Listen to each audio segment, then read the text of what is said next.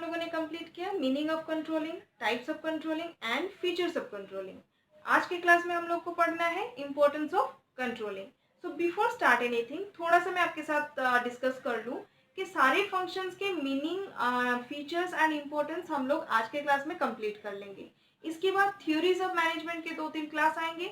उसके बाद सारे फंक्शन को और थोड़ा अच्छे से और थोड़े डिटेल्स में हम लोग स्टडी करेंगे। जैसे प्लानिंग हो गया तो प्लानिंग का प्रोसेस क्या है, टाइप्स ऑफ प्लानिंग क्या होता है, ऑर्गेनाइजिंग में जैसे ऑर्गेनाइजिंग का प्रोसेस क्या होता है, स्टाफिंग में स्टाफिंग का प्रोसेस क्या होता है, इसको हम लोग और डिटेल में स्टडी करेंगे। तो बिना देरी के आज का क्लास हम लोग स्टार्ट करते हैं। और first point is it helps in achieving organisational goal. Organisation का गोल सेट करने के लिए हमको प्लान बनाना होता है। हम लोग को बहुत सारे प्लान्स बनाने होते हैं। और वो प्लान्स कैसे बनता है? प्लान्स बनता है according to the companies resources, environment. जिस एनवायरनमेंट में कि ऑर्गेनाइजेशन को काम करना है वो इंटरनल भी हो सकता है, वो एक्सटर्नल भी हो सकता है, और मार्केट अपॉर्चुनिटी को स्टडी करके। इतने सारे प्रोसेस के बाद जब प्लानिंग बन जाता है, उस प्लानिंग को जज भी करना पड़ता है, कंट्रोल भी करना पड़ता है। कैसे? स्टेप बाय स्टेप को चेक करना होता है कि जैसे प्लान है, जैसे प्लान्ड एक्टिविटी और एक्चुअल एक्टिविटी में कोई डिफरेंसेस तो नहीं है। अगर कहीं पे डिफरेंसेस मिल जाता है तो उसको एज सुन एज पॉसिबल उसको रेक्टिफाई किया जाता है, सो दैट जो ऑर्गेनाइजेशनल का गोल है वो प्लान के हिसाब से चले और इजीली अचीव हो सके। Now next point is controlling helps in making proper use of resources. Proper use of resources क्यों ज़रूरी होता है एक ऑर्गेनाइजेशन के लिए? क्योंकि जितने सारे रिसोर्सेज अवेलेबल होता है एक ऑर्गेनाइजेशन के लिए रन करने के लिए, वो सारे स्कैर्स होते हैं, मतलब लिमिटेड होते हैं। ऐसा नहीं है कि आपके पास एम्पल ऑफ अमाउंट का हर रिसोर्सेज अवेलेबल है, आप जैसे चाहे उसको यूज़ कर सकते हैं। क्योंकि आपके पास लिमिटेड रिसोर्सेज है, आपको प्रॉपरली उसको यूटिलाइज करना होता है। आपका फाइनेंस हो गया, आपका ह्यूमन रिसोर्स हो गया, सारे रिसोर्सेस आपके पास लिमिटेड है। तो कंट्रोलिंग में क्या होता है? कंट्रोलिंग में हमेशा स्टेप बाय स्टेप को जज किया जाता है कि प्लान के हिसाब से काम हो रहा है कि नहीं। अगर कहीं पे डिफिकल्टी आता है तो चेक किया जाता है। तो यहाँ पे क्या होता है, जितने सारे रिसोर्सेस है उनको प्रॉपरली यूज़ किया जा सकता है। सपोज कोई नया टेक्नोलॉजी है, कोई मशीनरी आया है और वर्कर्स को पता ही नहीं है कि उसमें कैसे काम करना है। तो इसमें क्या होता है, डिफ़िकल्टी से काम करते करते आपका मशीनरी का ब्रेकडाउन हो सकता है। जितने सारे प्रोडक्ट्स बनते हैं उसमें डैमेजेस ज़्यादा हो सकते हैं, क्वालिटी में खराबी आ सकती है। ओके, तो ये एक क्या होता है, ऑर्गेनाइजेशन के लिए बहुत बड़ी प्रॉब्लम हो सकती है। तो कंट्रोलिंग के हेल्प में क्या होता है कि सारे जितने सारे रिसोर्सेज हैं वो प्रॉपरली यूज़ होते हैं और उनको प्रॉपरली गाइड मिलता है कि इनको स्टाफ्स को, वर्कर्स को, सो दैट कैसे काम करना है उनको क्लियर आइडिया हो जाता है। Next one is controlling improves employees motivation. Employees का मोटिवेशन कैसे इम्प्रूव करता है? कंट्रोलिंग। स्टैंडर्ड जब फिक्स हो जाता है और एक्चुअल जब वर्क होता है तो हम लोग चेक करते हैं कि स्टैंडर्ड और एक्चुअल में कोई डिफरेंसेस तो नहीं है।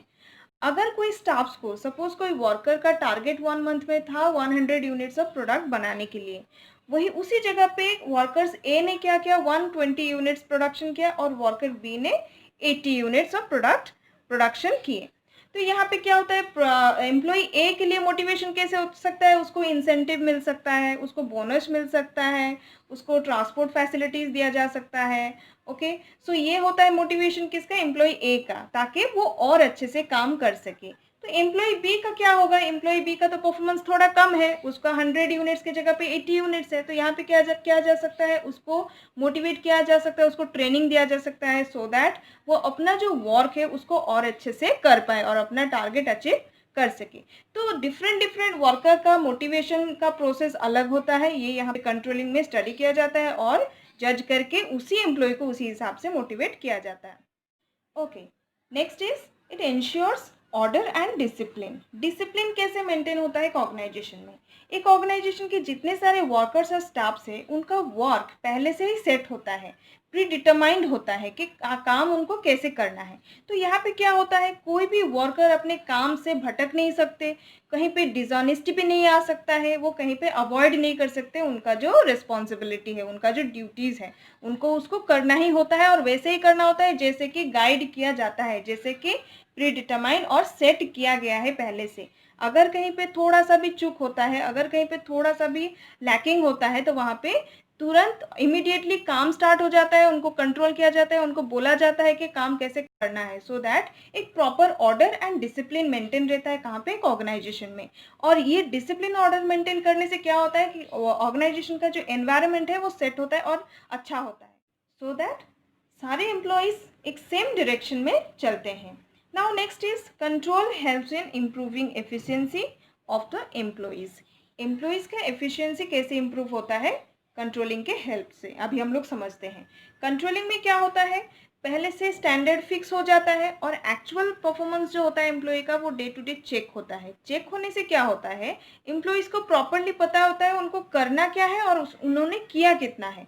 उन्हीं का जो लैकिंग है उनको खुद समझ में आता है कि हमको हमारा कमी कहाँ पे रह गया, तो वहाँ पे उनको प्रॉपर गाइड भी मिलता है। उनको ये भी प्रोसेस बोला जाता है कि उनका परफॉर्मेंस को कैसे वो लोग इम्प्रूव कर सकते हैं। तो इससे क्या होता है, सारे एम्प्लॉयज़ का जो प्रॉपरली क्या होता है वो एफिशिएंटली काम कर सकते हैं फॉर द ऑर्गेनाइजेशन।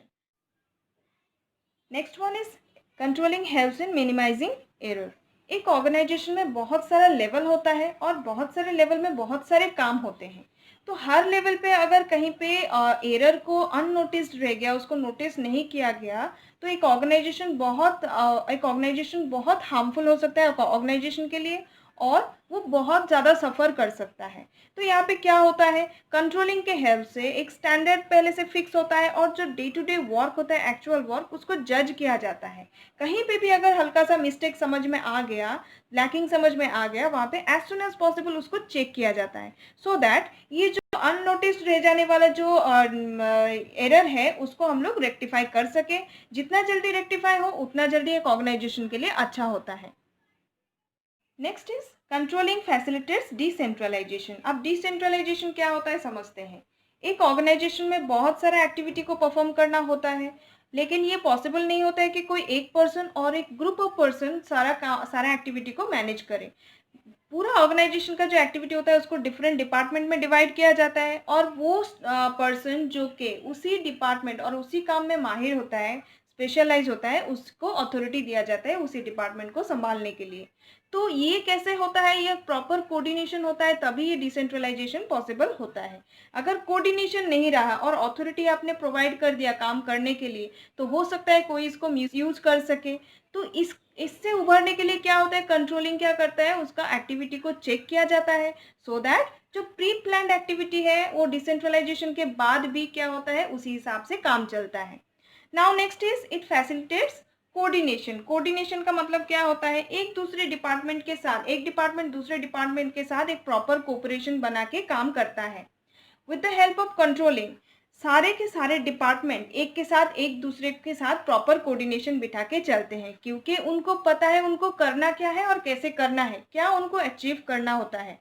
वैसे ही टॉप लेवल मैनेजमेंट क्या करता है, जितने सारे डिपार्टमेंट्स हैं सारे डिपार्टमेंट्स में कोऑर्डिनेशन बिठा के रखता है, सो दैट एक डिपार्टमेंट का इंफॉर्मेशन दूसरे डिपार्टमेंट में फ्लो होता है, इसीलिए पता चलता है कि कौन से डिपार्टमेंट में क्या काम चलता है। तो यहाँ पे आज का क्लास खत्म होता है। नेक्स्ट क्लास में आऊँगी एक डिफरेंसेस लेके, जो कि है अथॉरिटी एंड रिस्पॉन्सिबिलिटी, जिसको समझना बहुत ज़रूरी होता है। नेक्स्ट क्लास हम लोग पढ़ेंगे अथॉरिटी एंड रिस्पॉन्सिबिलिटी के बीच में differences. So till then, thank you so much, have a nice day.